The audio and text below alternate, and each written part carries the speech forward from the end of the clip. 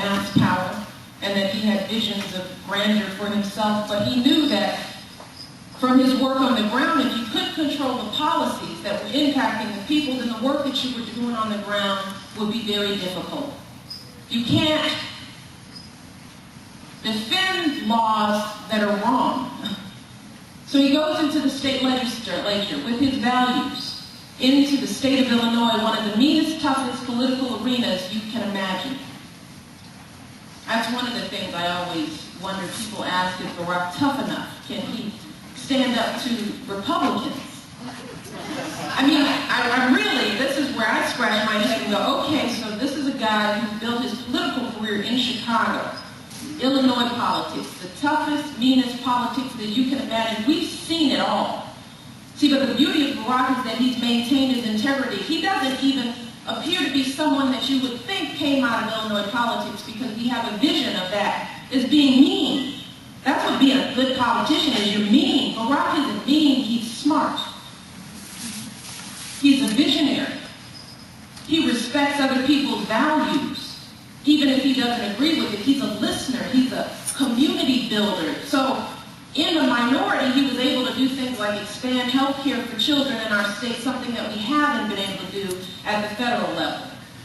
When welfare reform was passed in the 80s, and child care was left behind for these mothers that were being thrown off the welfare rolls in Illinois, Barack made sure that child care was a part of the reform system. Barack has worked to reform a broken death penalty system in the state, passed earned income tax credits for the working poor, helped to pass ethics reform in a state that hadn't seen it in 25 years. These were all hard issues that you don't just take on if you want to just amass power. There are better ways to make friends in the state of Illinois than to do all that. But see, Barack wasn't there to make friends. He was there to make change. And the beauty was that he was able to do it because of what the congressman said. When you can unite people around a common set of interests and build trust, then you can get things done. People are willing to listen. He had Republican, independent supporters of all kinds who trusted his judgment because he was decent. And he was honest. And he told the truth.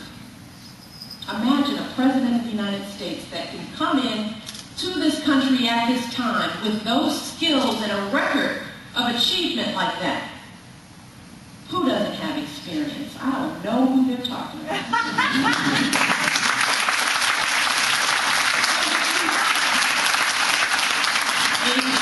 An immediate example of what experience really matters, we have the war in Iraq as case in point, Exhibit A. Because that was that war that we started because we were afraid.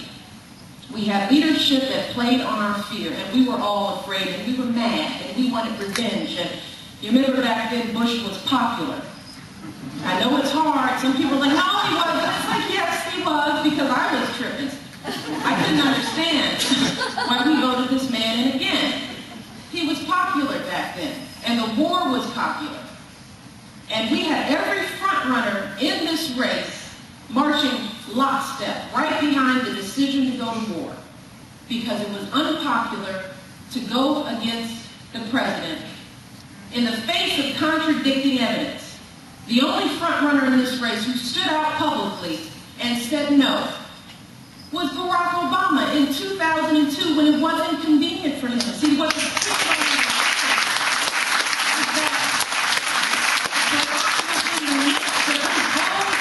U.S. Senate primary, a 7-way race that he wasn't supposed to win. Because you know why he wasn't supposed to win? They said he wasn't experienced enough. He was too young. They said he should wait his turn. They said he couldn't raise the money. Is this familiar to you? They said he couldn't build a political organization. They said that his name was too funny, that he couldn't get people in downstate Illinois to vote for a guy named Barack Hussein Obama. They said that too in Illinois. They tried to cast fear and doubt. And Barack said, you know what, I'm going to tell people what I really think. So he stood out publicly in 2002 and said, no, this war will cost us millions of dollars and thousands of lives. Imagine, America heard Barack Obama. And the question that I ask is, what serious guy got it right? Was it years of conventional lockstep Washington thinking, or was it wisdom and courage and an understanding of the world and different cultures and values